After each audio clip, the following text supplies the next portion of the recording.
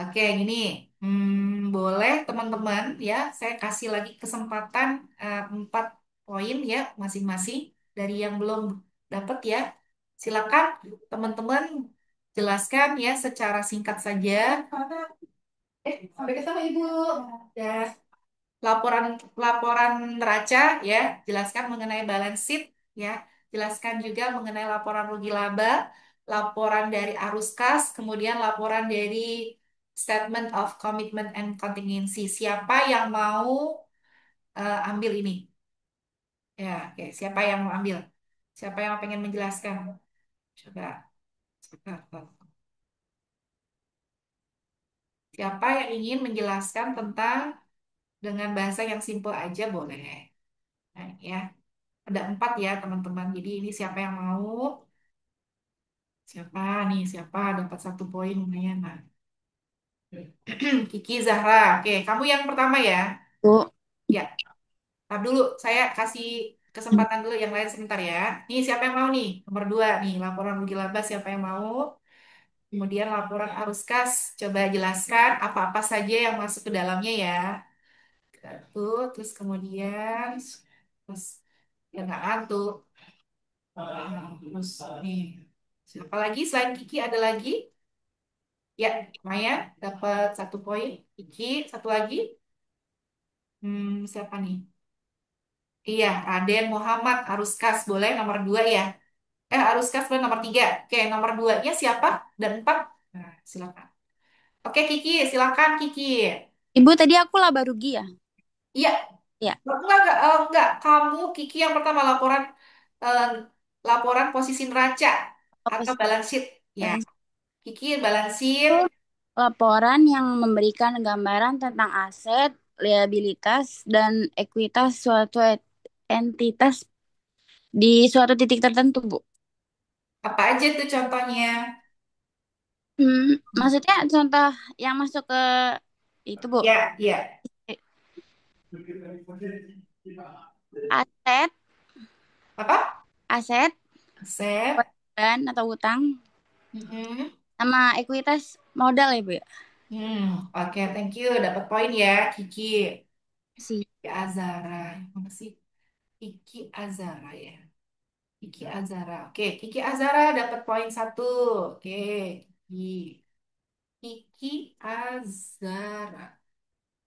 Poin 1. Nanti rekamannya saya simpan. Nah, oke. Raden Muhammad, silakan. Harus kasih ya? Iya, Bu. Betul, Bu. Harus kas, Bu. Berarti yang ketiga ya. Oke, apa Iya, aja? Bu. Mas Arskas. Hmm?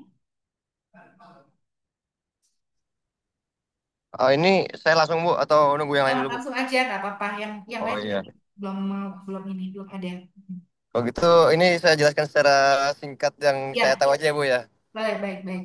Kalau menurut saya itu arus kas itu merupakan pergerakan uang masuk dan keluar gitu, Bu, dari suatu usaha atau ya individu gitu, Bu, dalam jangka waktu tertentu gitu, Bu. Apa saja yang termasuk arus kas?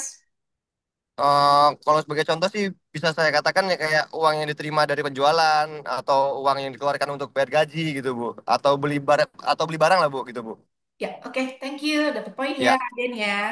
makasih, Bu. Negara ya ya, oke oke, Raden. Oke ya, nggak apa-apa. Nanti aku pokoknya nggak akan ketukar kok namanya walaupun salah-salah ya. Raden apa namanya, Mas? Raden. Raden apa Raden namanya? Muhammad, Bu. Hah? Raden Muhammad. Raden Muhammad. Iya. Poin 1. Ada lagi nggak? Ada lagi nggak? Kalau nggak ada ya udah kita lanjutin ya. Nah, good ya. Tadi rekan-rekan kita sudah tahu ya bahwasanya dalam laporan keuangan perbankan itu sama seperti laporan keuangan eh, pada umumnya ya. Jadi dia juga punya balance sheet ya, dia juga punya income statement, laporan rugi laba gitu kan. Dia juga punya statement cash flow gitu kan. Dia juga punya yang namanya Statement of Commitment and Contingency. Nah, sekarang kita coba lihat framework ya, analisis laporan keuangan di sini ya.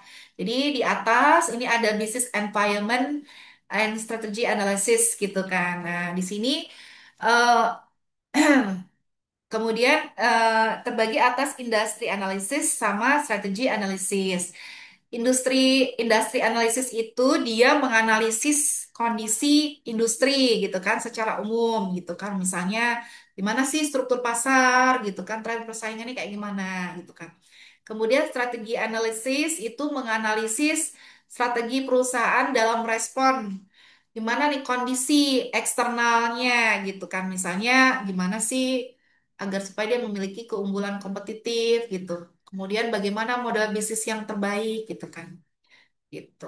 Nah, kemudian yang selanjutnya ya dari business environment dan strategi analisis ini gitu kan, dia harus juga punya kemampuan dalam analisis accounting gitu kan. Kemudian financial analysis dan juga prospective analysis gitu.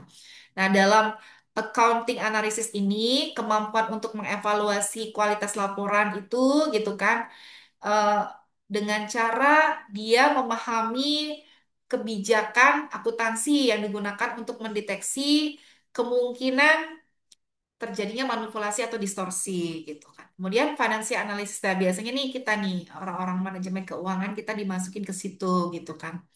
Nah, di financial analysis kita akan akan fokus ke tiga. Yang pertama adalah profitabilitas, profitability gitu kan. Profitabilitas adalah kemampuan untuk menghasilkan laba gitu. Kemudian di bagian risk analysis juga bagian dari manajemen keuangan ya. Itu ngukur bagaimana resiko keuangan gitu kan. Terkait bagaimana sih likuiditasnya, solvabilitasnya gimana gitu. Dan juga di sini yang financial analysis juga menganalisis cash flow-nya gitu kan. Bagaimana nih aliran dana dari aktivitas operasional, investasi gitu ataupun juga pendanaan gitu. Nah, kemudian di bagian yang selanjutnya itu adalah prospective analysis gitu kan. Dia membuat proyeksi kinerja keuangan ya di masa depan berdasarkan analisis sebelumnya gitu. Nah, hubungan antara eh, di sini ada financial analysis dengan prospektif analisis di sini ada hubungan gitu kan. Di sini terutama dalam cost risk analysis gitu kan. Nanti akan ada yang namanya cost of capital estimate gitu kan. Cost of capital estimate yang nanti akan menjadi intrinsic value atau nilai-nilai intrinsik gitu ya yang nanti pun juga akan masuk kepada analisis dari perspektif gitu. Dia intrinsic value itu adalah nilai wajar dari suatu perusahaan eh, berdasarkan semua hasil dari analisis semua di atas ini. Nah, intrinsic value gitu. Kalau cost of capital estimate ini adalah digunakan sebagai tingkat dari diskonto dalam valuasinya. Gitu. Nah, teman-teman tadi yang tadi teman-teman sudah sebutkan ini contoh dari neraca perbankan ya teman-teman ya. Sini ada kas gitu kan, ada penempatan di Bank Indonesianya berapa, penempatan di bank lainnya gitu kan. Ini contoh dari neraca gitu kan. Ini juga ya, ini gabungan ya teman-teman ini total aset. Nah, ini masih sambungan ya teman-teman. Ya, ini sambungan jadi panjang dia ya. Ini untuk bagian aset, total aset, kemudian bagian dari liabilitas, ekuitas gitu kan. Nah, kalau ini adalah laporan rugi laba, laporan rugi laba. Ini adalah laporan dari komitmen dan kontingensi, teman-teman. Nah, laporan dari komitmen dan kontingensi berarti bagaimana nih? Ada kolom mengenai tagihan komitmennya gimana, kewajiban komitmennya gimana, gitu kan. Nah, sekarang kaitannya dengan laporan keuangan dan aktivitas bisnis di sini ya.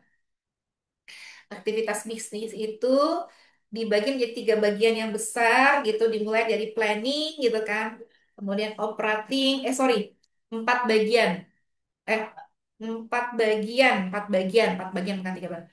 Planning, investing ya, operating dan financing gitu. Planning perencanaan, investing investasi, operating operasional, financing pendanaan. Ini adalah aktivitas bisnis gitu. Nah, keterkaitannya dengan laporan keuangan gitu kan. Jadi di sini nanti dari net income ini ya akan menjadi income statement gitu kan. Dari liabilities dan equity akan masuk ke dalam balance sheet gitu kan. dari cash flow nanti akan jadi statement of cash flow, total aset, aset jadi balance sheet gitu. Nanti masuk ke sini gitu. Jadi dia sebenarnya dari hasil aktivitas bisnis gitu ya semuanya. Nah, di sini eh ya, di sini adalah tambahan ya, informasi tambahan gitu kan. Selain dengan laporan keuangan, kita pun juga harus melakukan ini gitu kan. Gitu. Terus kemudian audit laporan keuangan gitu kan itu perlu dilakukan ya. Sekarang aku mau tanya deh. Nah, di sini kan enggak. Coba tambahin poin lagi. Kenapa perlu dilakukan audit laporan? Silakan, tambah poin lagi. Saya butuh dua orang. Gak apa-apa, pertanyaan sama. Dua poin ya. Kenapa audit itu dibutuhkan? Saya tulis di chat. Kenapa audit itu dibutuhkan? Kenapa audit audit audit laporan keuangan itu dibutuhkan? Ini mau jawab jelas. Itu dibutuhkan. Tapi nggak apa-apa, aku pengen tahu. Oh enggak, dua, dapat dua poin. Dua mahasiswa masing-masing satu poin satu poin ya kan enak toh ya setingkat dengan satu kali vikon. Nah, ayo siapa Cindy, yang Bu. mau menjawab kenapa nih audit laporan keuangan itu dibutuhkan? Apa tujuannya? Kenapa? Ya, kenapa? Siapa yang mau jawab? Kenapa? Kenapa audit itu dibutuhkan? Saya boleh Ah, jawab nggak, Bu? Cindy satu lagi. Ada yang mau nggak? Cindy satu. Siapa lagi? Dua. Saya kasih dua, nih. Dua mahasiswa.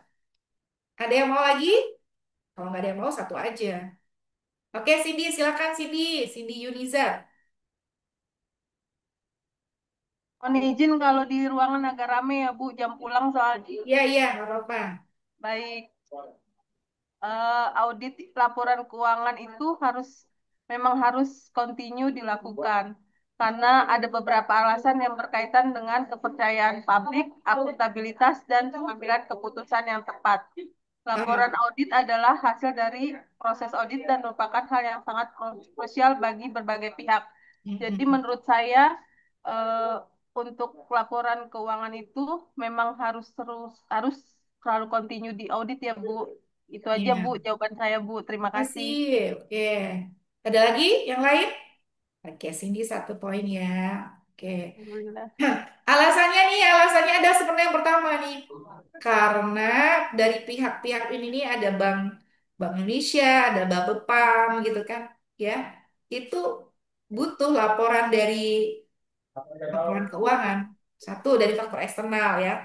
Kalau faktor internal di situ eh, agar supaya kita mendapatkan tentu saja laporan yang eh, apa yang bisa untuk melihat bagaimana perkembangan bisnis kita gitu ya yang berstandar dengan ada namanya eh, standar akuntansi yang berlaku PSAK kan gitu. Nah, lewat aja ya. Ini adalah tingkat kesehatan bank ya. Nih, lewat aja nih. Takutnya nanti nggak kepegang ini nih manajemen keuangan. Oke, thank you. Oke, rekan-rekan, sepertinya saya skip aja ya.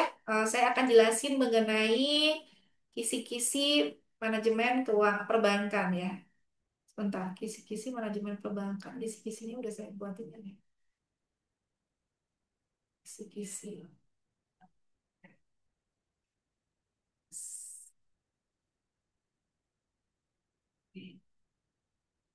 Nah, ini dia. Nah, oke teman-teman, ini.